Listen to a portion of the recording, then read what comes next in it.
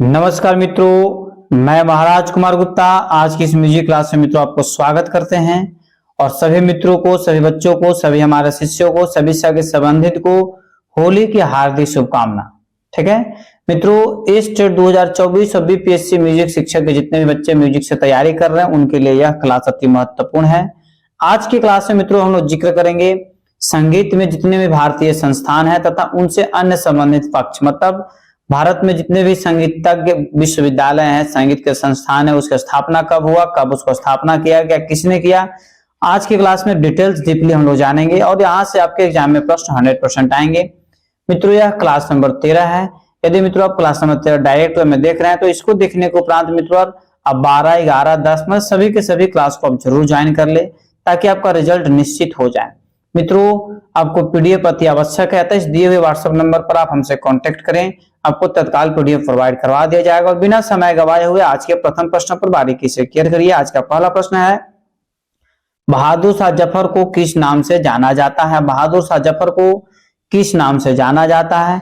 ए में आपका नेह रंग, बी में शोक रंग, सी में आपका राम रंग और डी में आपका भाव रंग। तो मित्रों आपको बताते चले किस प्रश्न का आंसर आपका हो जाएगा। बहादुर शाह जफर को जो है तो शेख रंग के नाम से जाना जाता है। ऑप्शन नंबर बी आपका सही है। इस प्रकार मित्रों अगले प्रश्न पर आप क्लियर करिए, गुदई महाराज का उपनाम से किसे जाना जाता है? गुदई महाराज का उपनाम जो है से किसे जाना जाता है? ए में आपका ब्रिजमोहन, बी में समता प्रसाद, सी में गोपी कृष्ण, डी में आपका उदय शंकर। तो मित्रों इस प्रश्न का आंसर आ जाएगा समता प्रसाद को जैसे गुदई महाराज के नाम से जाना जाता है। मित्रों एग्जाम के कम समय रहने का इतना फास्ट पढ़ाया जा रहा है। अगला प्रश्न आपका है, माई म्यूजिक माई लाइफ के लेखक कौन है? पंडित रविशंकर साहब, पंडित जसराज विद्याधर व्यास, पंडित भारत खंडे साहब। तो मित्रों इस प्रश्न का आंसर आपको कमेंट्स में जरूर देना चाहिए कि माई म्यूजिक माई लाइफ के लेखक है पंडित रविशंकर साहब। ये पहला आंसर आपका सही है। मित्रों इस प्रकार अगले प्रश्न पर आप क्लियर करिए कि सोमबाला गायिका की प्रसिद्ध संगीत की किस विद्या से हुई है? ए में ख्याल, बी में लोक संगीत, सी में ठुमरी, डी में आपका ध्रुपद है। तो मित्रों इस प्रश्न का आंसर आपको हो जाएगा ध्रुपद। ऑप्शन नंबर डी आपका क्या है? सही है। इस प्रकार मित्रों अगला प्रश्न आपका है कि राग दर्पण के लेखक कौन है? इब्राहिम आदिल शाह, कबीरुद्दौला सफान खान या फिर राम कृष्ण कवि या सोमेश्वर साहब। तो मित्रों कमेंट्स में तुरंत बताइए कि राग दर्पण के लेखक कौन है। तो मित्रों राग दर्पण के जो लेखक है कबीरुद्दौला सैफ खान, मतलब ऑप्शन नंबर बी आपका सही है। इस प्रकार मित्रों अगले प्रश्न पर आप क्लियर करिएगा कि भरत ने आतोष का प्रयोग किसके लिए किया? ए में आपका अभिनय के लिए, बी में गायन के लिए, सी में नृत्य के लिए, डी में आपका संगीत वाद्य यंत्र के लिए। तो मित्रों इस प्रश्न का आंसर आपको हो जाएगा संगीत वाद्य यंत्र के लिए। ऑप्शन नंबर डी आपका सही है। अगला प्रश्न मित्रों आपका, ठाट शब्द का प्रयोग सर्वप्रथम किस ग्रंथ में हुआ? ए में आपका राग तरंगिणी, बी में संगीत रत्नाकर, सी में नाट्य शास्त्र और डी में आपका संगीत परिजात। तो मित्रों इस प्रश्न का आंसर हो जाएगा कि ठाट शब्द का जो सबसे पहले प्रयोग हुआ है राग तरंगिणी में हुआ है। ऑप्शन नंबर ए पर आपका सही है। मित्रों अगले प्रश्न पर आप क्लियर करिए। अगला प्रश्न है आपका कि संगीत रत्नाकर में वर्णित अलंकारों की संख्या कितनी है? इस प्रश्न का आंसर आपको कमेंट्स में जरूर देना चाहिए कि संगीत रत्नाकर में वर्णित अलंकारों की संख्या कितनी है। ए में 30 है, बी में 31 है, सी में 32 है, डी में आपका 33 है। तो मित्रों को बताते चले कि संगीत रत्नाकर में वर्णित अलंकारों की संख्या कुल 33 बताया गया है। ऑप्शन नंबर डी आपका सही है। अगले प्रश्न पर मित्रों क्लियर करिए, स्वर मेल कलानिधि में कुल कितने अध्याय हैं? जैसे नाट्य शास्त्र में कुल 7 अध्याय हैं, तो स्वर मेल कलानिधि में कुल कितने अध्याय हैं? ए में 4, 5, 6 और 7। तो मित्रों आपको बताते चले कि स्वर मेल कलानिधि में कुल जैसे 5 अध्याय हैं। ऑप्शन नंबर बी आपका सही है। ठीक है। इस प्रकार मित्रों अगले प्रश्न पर आप क्लियर करिएगा, नाट्य शास्त्र के किस अध्याय में तालों का उल्लेख है? ए में आपका 17वें अध्याय, बी में 18वें अध्याय, सी में 21वें अध्याय, डी में आपके 31वें अध्याय। तो मित्रों कमेंट्स में लगातार आंसर दिया कीजिए कि नाट्य शास्त्र के किस अध्याय में तालों का उल्लेख है। तो मित्रों को बताते चले कि 31वें अध्याय में जो है से ताल के बारे में मित्रों जैसे उल्लेख किया गया है। इस प्रकार मित्रों यदि इस चैनल पर पहली बार विजिट कर रहे हैं तो चैनल को मित्रों जरूर सब्सक्राइब कर ले और इसे अपने स्टडी ग्रुप में जरूर शेयर कर दीजिए ताकि सभी बच्चे सुबह 8 बजे और रात्रि 8 बजे हमारे मित्र सभी एक साथ मिल सकें और एक साथ कमेंट्स में आंसर दे सके। मित्रों प्रश्न है, पंडित भारत खंडे द्वारा आरंभ की गई मासिक पत्रिका कौन सी है? ठीक है, संगीत, बी में अभिनव राग, और अभिनव ताल मंजरी, सी में संगीत दर्पण, डी में संगीत कुसुम। तो मित्रों बताइए इस प्रश्न का आंसर क्या? तो मित्रों इस प्रश्न का आंसर आपका हो जाएगा ऑप्शन नंबर बी, अभिनव राग तथा अभिनव ताल मंजरी। ऑप्शन नंबर बी आपका सही है। इस प्रकार मित्रों अगले प्रश्न पर आप क्लियर करिए। अगला प्रश्न आपका, तानपुरा का उल्लेख सर्वप्रथम किस ग्रंथ में हुआ है? ए में संगीत परिजात, बी में संगीत रत्नाकर, सी में भरत भाष्यम और डी में राग दर्पण। तो मित्रों बताइए कि तानपुरा का जो उल्लेख हुआ सर्वप्रथम किस ग्रंथ में हुआ? तो आपको बताते चले कि संगीत परिजात में सबसे पहले हुआ तानपुरा को उल्लेख। ये पहला आंसर मित्रों आपका सही है। अगले प्रश्न पर क्लियर करिएगा। संगीत रत्नाकर में कितने रागों की चर्चा है? संगीत रत्नाकर में कितने रागों की चर्चा है? ए में आपका 400, बी में 384, सी में 240 और डी में आपका 246। तो मित्रों बताइए कि संगीत रत्नाकर में कितने रागों की चर्चा है? तो मित्रों इसका सही आंसर है 246 रागों की चर्चा है। ऑप्शन नंबर डी आपका सही है।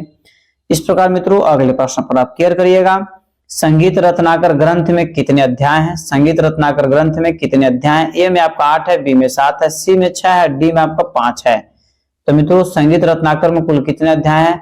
आप कमेंट्स में तुरंत आंसर दीजिए। तो मित्रों संगीत रत्नाकर में कुल कितने अध्याय हैं? 7 अध्याय हैं। ऑप्शन नंबर बी आपका मित्रों क्या है? सही है। अगले प्रश्न पर क्लियर करिएगा।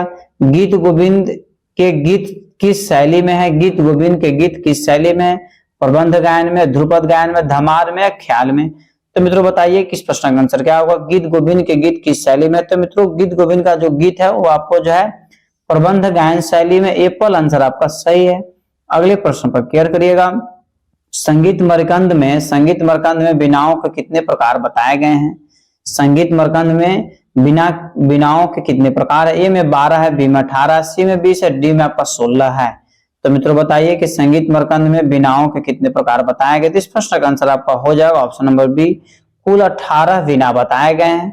ठीक है मित्रों, ऑप्शन नंबर क्या हो जाएगा? बी। इस प्रकार अगले प्रश्न पर आप क्लियर करिएगा। सर्वप्रथम रागों व देसी संगीत की चर्चा किस ग्रंथ में की गई है? ए में आपका राग तरंगिणी, बी में राग सर्व संग्रह, सी में मतंग कृत विदेश और डी में संगीत मरकंद। तो मित्रों बताइए कि सर्वप्रथम राग व देसी संगीत की चर्चा किस ग्रंथ में की गई है? तो मित्रों इस प्रश्न का आंसर आप हो जाएगा मतंग कृत विदेशी में जैसे सबसे पहले इसके बारे में जिक्र किया गया। ऑप्शन नंबर सी आपका मित्रों 100% सत्य है। इस प्रकार मित्रों यदि चैनल पर पहली बार विजिट कर रहे हैं तो चैनल को तुरंत सब्सक्राइब कर लीजिए। यदि तैयारी सच में करना चाहते हैं, रिजल्ट निकालना चाहते हैं तो मित्रों इसे अपना स्टडी ग्रुप में जरूर शेयर कर दीजिए ताकि सभी बच्चे एक साथ जुड़ सकें। अगला प्रश्न आपका है, नाट्य शास्त्र में कितने रसों का उल्लेख मिलता है? ए में आपका 8 है, बी में 10 है, सी में 12 है और डी में आपका 15 है। तो मित्रों बताइए कि नाट्य शास्त्र में कितने रसों का वर्णन मिलता है, उल्लेख मिलता है? तो मित्रों इस प्रश्न का आंसर आपका हो जाएगा कुल 8 रसों का वर्णन मिलता है। एप्पल आंसर आपका सही है मित्रों। अगले प्रश्न पर क्लियर करिएगा। विनायक राव पटवर्धन रचित राग विज्ञान का प्रकाशन क्षेत्र क्या है? ए में आपका मुंबई, बी में आपका पुणे, सी में बनारस, डी में आपका इलाहाबाद है। तो मित्रों बताइए इस प्रश्न का आंसर क्या होगा कि विनायक राव पटवर्धन द्वारा रचित राग विज्ञान का प्रकाशन क्षेत्र क्या है? तो मित्रों आपको बताते चले कि इस प्रश्न का आंसर हो जाएगा पुणे। पुणे कहने के मतलब कि समझिए गए कि ऑप्शन बी महाराष्ट्र। ठीक है।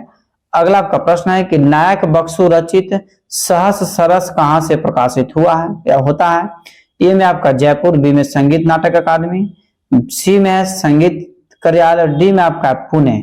तो मित्रों इस प्रश्न का आंसर आप तुरंत कमेंट्स में आंसर दीजिए कि नायक बक्सु रचित सहस कहां से प्रकाशित होता? तो संगीत नाटक अकादमी दिल्ली से प्रकाशित होता है। ऑप्शन नंबर बी मित्रों आपका सही है। ठीक है। अगला प्रश्न आपका है कि अष्टोत्तर लाल लक्षणम ग्रंथ कहां से प्रकाशित है? ए में संगीत नाटक अकादमी दिल्ली, बी में संगीत कार्यालय हाथरस और सी में है संगीत गांधी विश्वविद्यालय मध्य प्रदेश और इंदिरा गांधी विश्वविद्यालय मध्य प्रदेश और डी में आपका दिल्ली। तो मित्रों बताइए कि अष्टोत्तर ताल लक्षणम ग्रंथ कहां से प्रकाशित होता है? तो मित्रों इस प्रश्न का आंसर आपका हो जाएगा option number C, Indira Gandhi विश्वविद्यालय मध्य प्रदेश। ठीक है। इस प्रकार मित्रों अगले प्रश्न पर आप क्लियर कर दिएगा। अगला प्रश्न आपका है मुरी फुनगम्मात के रचनाकार कौन है? ए में इब्राहिम आदिल शाह, बी में नायक बख्शू, सी में है नवाब अली खां और डी में है वजीर खां। तो मित्रों बताइए इस प्रश्न का आंसर क्या होगा? इस प्रश्न का आंसर मित्रों हो जाएगा ऑप्शन नंबर सी, नवाब अली खां। इस प्रकार मित्रों अगले प्रश्न पर आप क्लियर करिए। कठपुतली किस क्षेत्र का लोक नृत्य है? कठपुतली जो है किस क्षेत्र का या किस राज्य का लोक नृत्य है? तो मित्रों आपको बताते चले कि कठपुतली ए में केरल है, बी में मेवाड़ है, सी में महाराष्ट्र, डी में आपका हरियाणा है। तो मित्रों कठपुतली जो है मेवाड़ का जो है, ठीक है, मेवाड़ राजस्थान से जैसे याद रखिए, मेवाड़ का जो है से लोक नृत्य है। अगला प्रश्न आपका मित्रों, बाला भाव उमेड़कर का उपनाम क्या है? ए में आपका कुंडल गुरु, बी में मनरंग, सी में गुनीदास और डी में आपका सेवक। तो मित्रों बाला भाव उमेड़कर का जो उपनाम है मित्रों आपको बताते चले किस प्रश्न का आंसर हो जाएगा कुंडल गुरु, मतलब एप्पल आंसर आपका सही है। अगले प्रश्न पर केयर करिएगा, बड़े गुलाम अली खां को किस नाम से जाना जाता है? ए में आपका बड़कू मियां, बी में है मियां रंगीले, सी में सरसपिया, डी में सबरंग। तो मित्रों बताइए कि बड़े गुलाम अली खां को किस नाम से जाना जाता है? तो इस प्रश्न का आंसर हो जाएगा मित्रों आपको बड़कू मियां। एप्पल आंसर आपका क्या है? सही है, सॉरी एप्पल नहीं, इसका आंसर होगा सबरंग। क्या हो जाएगा? सबरंग, ठीक है। बड़े गुलाम अली खां का किस नाम से जाना जाता है? तो सबरंग के नाम से जाना जाता है। ऑप्शन नंबर डी आपका मित्रों 100% सत्य है। इस प्रकार मित्रों अगले प्रश्न पर आप केयर करिएगा। अगला प्रश्न आपका है, एस एन रात जनकर की बंदिश को किस उपनाम से रचित है? ए में आपका सेवक, बी में बसईकर, सी में सुजान, डी में आपका प्रेमपिया।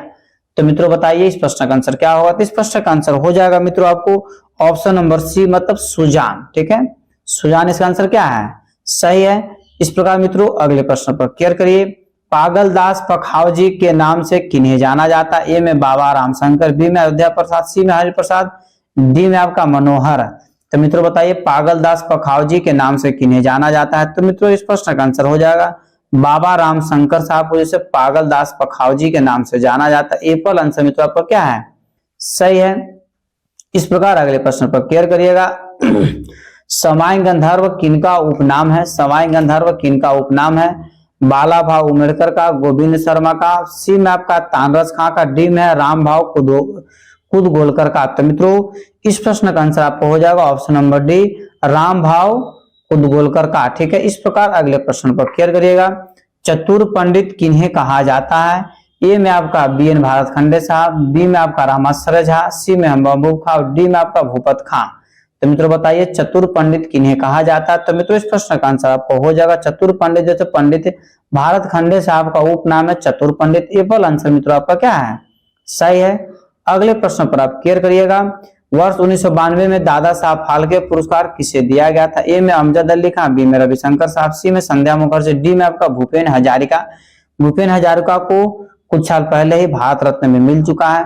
तो मित्रों बताइए कि वर्ष 1992 में दादा साहब फाल्के पुरस्कार किसे दिया गया? तो मित्रों इस प्रश्न का आंसर हो जाएगा भूपेन हजारिका को। ऑप्शन नंबर डी आपका सही है, ठीक है।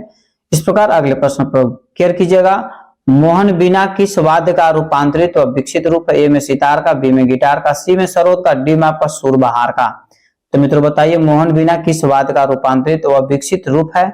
तो मित्रों इस प्रश्न का आंसर आपका हो जाएगा ऑप्शन नंबर बी, गिटार का रूपांतरित स्वरूप है। अगले प्रश्न पर केयर करिएगा, और यदि इस चैनल पर पहली बार विजिट कर रहे तो चैनल को तुरंत सब्सक्राइब कर लीजिए और मित्रों इसे अपना स्टडी ग्रुप में जरूर भेजिए।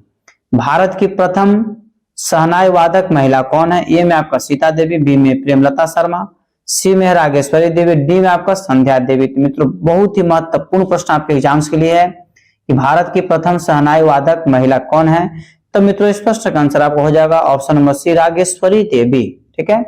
इस प्रकार अगले प्रश्न पर मित्रों आप केयर करिए। अगला प्रश्न आपका है, पंडित रविशंकर की किस विदेशी वादक के साथ सबसे अधिक जुगलबंदी रहती थी? ए में आपका लोमेल, बी में वागनर, सी में कार्नर और डी में आपका यहूदी मेनुहिम। तो मित्रों बताते चले कि इस प्रश्न का आंसर आपका हो जाएगा ऑप्शन नंबर डी, मतलब यहूदी मेनुहिम, ठीक है। अगले प्रश्न पर केयर करिएगा कि हवेली संगीत का संबंध किस परंपरा से है? बहुत बार मित्रों इस प्रश्न का आंसर हम बता चुके कि हवेली संगीत का परंपरा जो है किस संगीत से रहा है? ये में आपका ध्रुपद, बी में धमार, सी में लोक संगीत, डी में आपका ठुमरी।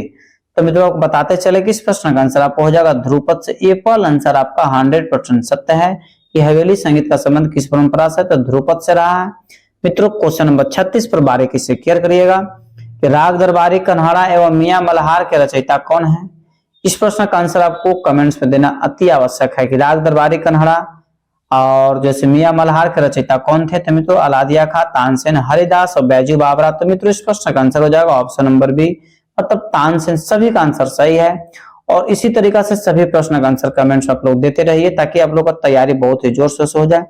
मित्रों पेड फॉर पीडीएफ पे कोर्स चल रहा है मित्रों, इस नंबर के माध्यम से आप हमसे कांटेक्ट कीजिए।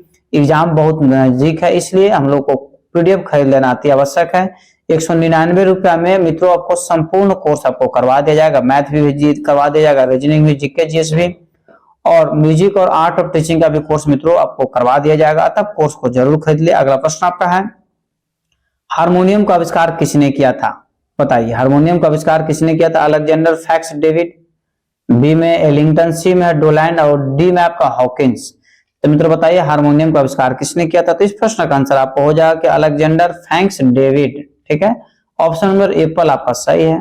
अगला प्रश्न मित्रों आपका गुरुमत संगीत के संस्थापक कौन थे? गुरुमत संगीत के संस्थापक कौन थे? ए में आचार्य मतंग साहब, बी में गुरु रामदास, सी में गुरु नानक देव, डी में गुरु अमरदास। तो मित्रों इस प्रश्न का आंसर आपका हो जाएगा गुरु नानक देव।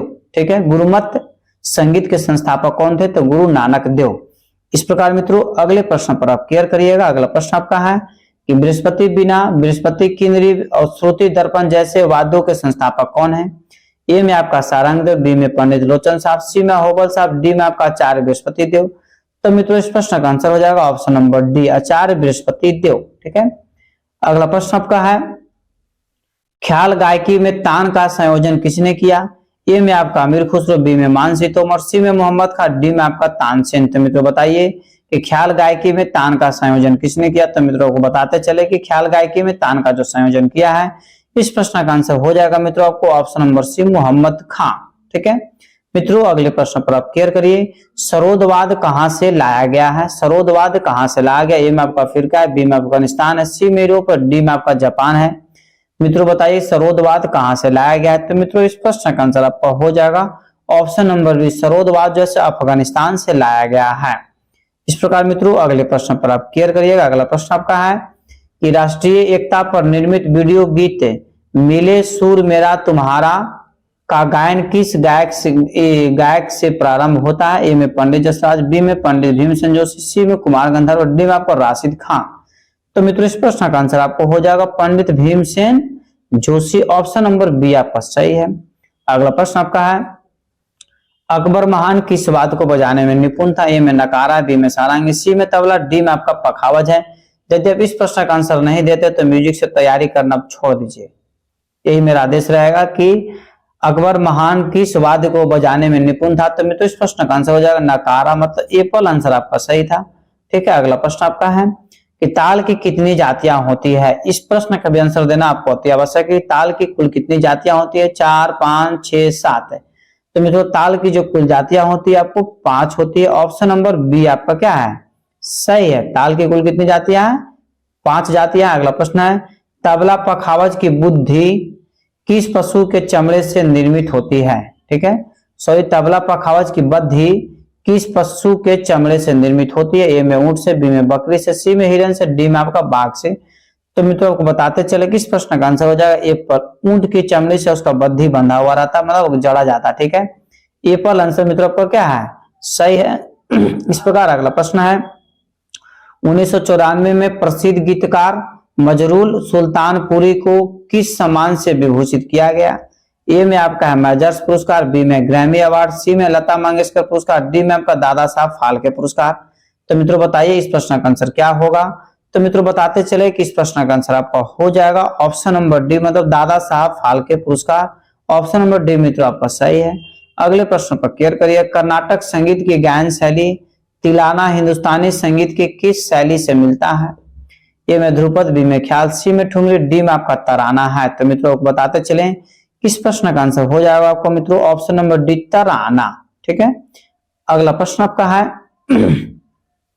हिंदुस्तानी संगीत के राग अंडाना कर्नाटक के किस राग से मिलते हैं? ए में मोहनम, बी में नट भैरवी, सी में हंसध्वनि और डी में आपका Saveri.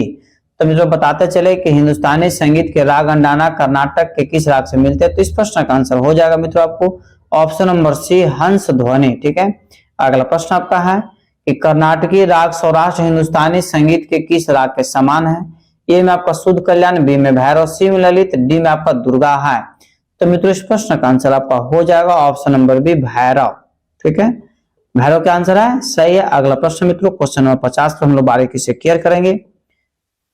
Musical society of Victoria की स्थापना कब हुई?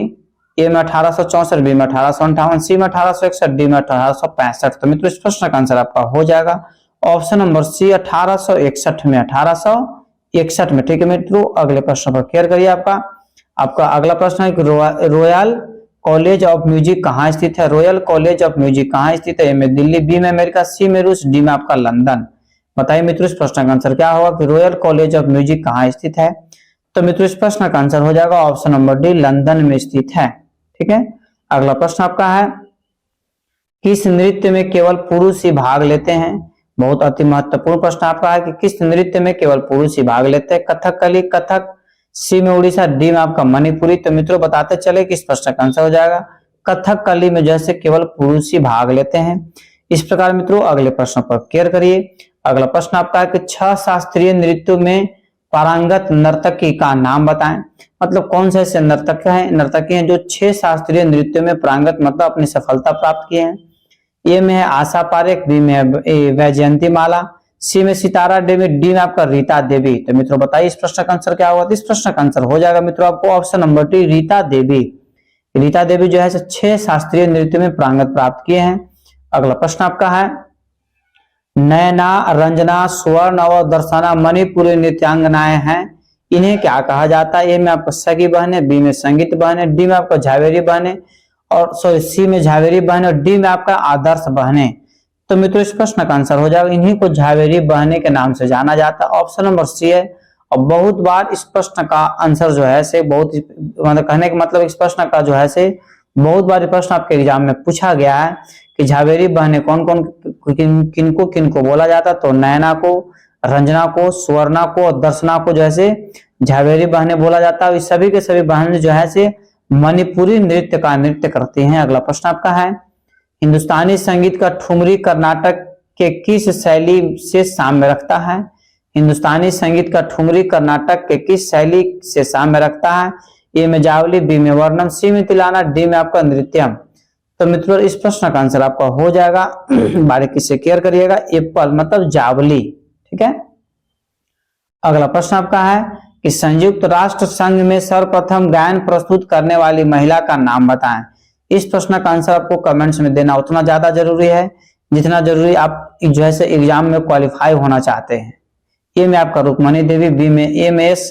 सुब्बालक्ष्मी, सी में एन राजन, डी में ललिता देवी।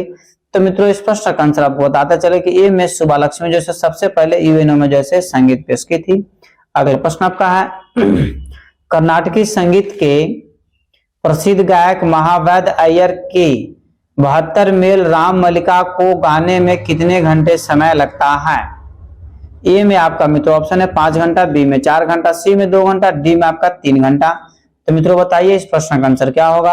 और कोशिश कीजिए कि सभी प्रश्न का आंसर कमेंट्स में लगातार देते रहें। तो मित्रों इस प्रश्न का आंसर आपका हो जाएगा ऑप्शन नंबर सी मतलब 2।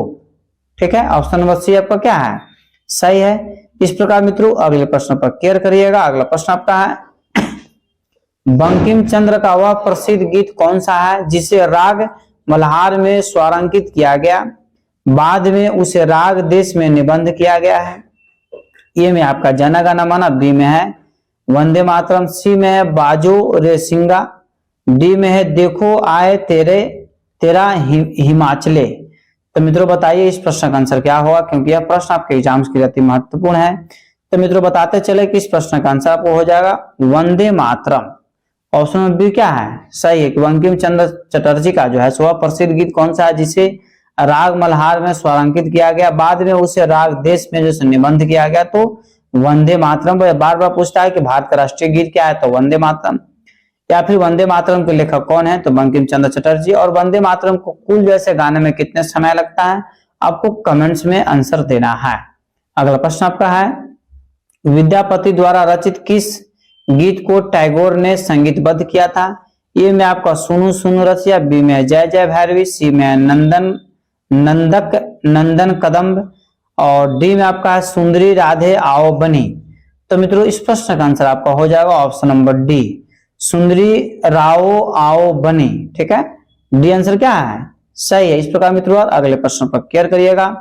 उस संगीतज्ञ का नाम बताएं जिनकी जन्म शताब्दी 1997 में मनाई गई है। ए में आपका विपिन सिंह, बी में ठाकुर जयदेव सिंह, सी में है बी.एन. भारखंडे साहब और डी में है के.एस. केसरबाई केरकर। तो मित्रों आपको बताते चले कि यह आज का अंतिम प्रश्न है और इस प्रश्न का आंसर आपको हो जाएगा मित्रों Thakur Jaidev Singh. Option number B आपका क्या है, सही है। ठीक है मित्रों, इस प्रकार आज का क्लास यहीं पर समाप्त किया गया। ठीक है मित्रों, यदि इस चैनल पर पहली बार विजिट कर रहे हैं मित्रों तो चैनल को अभी आप तुरंत सब्सक्राइब कर लें और ध्यान दीजिएगा इसे अपने स्टडी ग्रुप में जरूर शेयर कर दें ताकि सभी बच्चे पढ़ सके और सभी बच्चे बढ़ सके। इतने सारे बच्चे एक साथ मिलकर के कमेंट्स आंसर देते हैं, इसके लिए सभी को धन्यवाद मित्रों। पेड फॉर पीडीएफ एग्जाम के मद्देनजर देखते हुए संपूर्ण कोर्स आपको खरीदना जरूरी है मित्रों। इस नंबर पर आप हमसे कांटेक्ट करें। एक हम व्हाट्सएप ग्रुप बनाए जिसमें मैथ्स, रीजनिंग, जीके जीएस और आर्ट ऑफ टीचिंग और म्यूजिक के क्लास संपूर्ण कोर्स आपको मित्रों प्रोवाइड करवाया जाएगा। अतः आप क्लास को जरूर मित्रों परचेज कर लें। तब तक के लिए स्वस्थ रहें, मस्त रहें और एक बार प्रेम से बोलिए भारत माता की जय।